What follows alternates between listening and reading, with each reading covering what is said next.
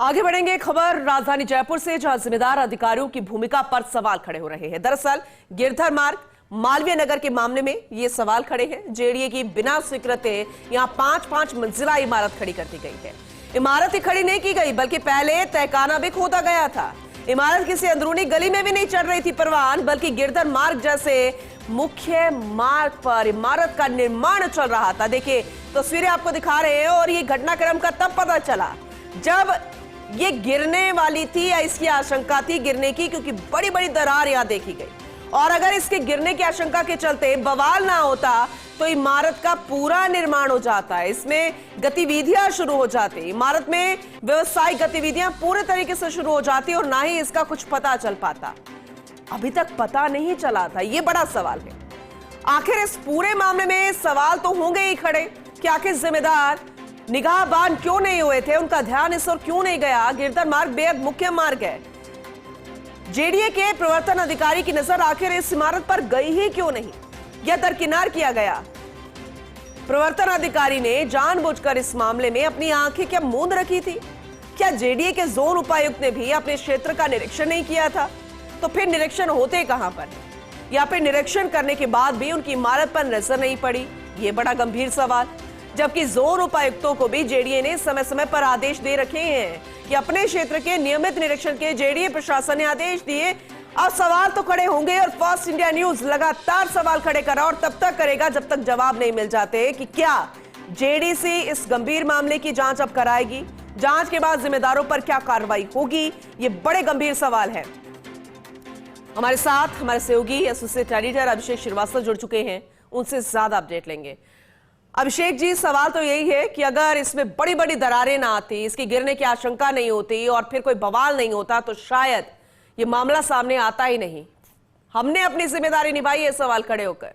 ये सवाल हम खड़े करते रहेंगे, लेकिन क्या जवाब मिल पाएगा? क्योंकि सवाल एक नहीं, न जाने कितने हैं।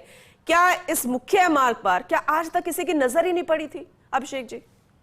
जी पूनम, बिल्कुल मामला ऐसा ही है कि और दरार मतलब दरार की जो हम बात करें तो दरार की बात तो यह है कि जहां से जो सेकंड जो इमारत है उससे जो चरपेटा लगा हुआ था वहां पर एक हल्की एक दरार सी दिखी, जिसको लेकर ये बवाल मचा। और खुद जो इमारत के मालिक हैं उन्होंने सब पुलिस में, जेडी में सब जगह सूचना दी कि हमारी बिल्डिंग गिरने वाली है। तो इसके बाद सारी एजेंसी वहां पहुंची और वहां पर 2 क्रेन लगा के एहतियातन वहां पर उस बिल्डिंग को गिरने से रोका गया। लेकिन बड़ी बात ये भी है कि कल रात तक जेडीए ये डिसाइड नहीं कर पाया था, या जो भी एसडीआरएफ जो भी जिम्मेदार एजेंसियां हैं वो ये डिसाइड नहीं कर पाई थी कि वाकई क्या ये जो इमारत है गिरने की स्थिति में है या नहीं।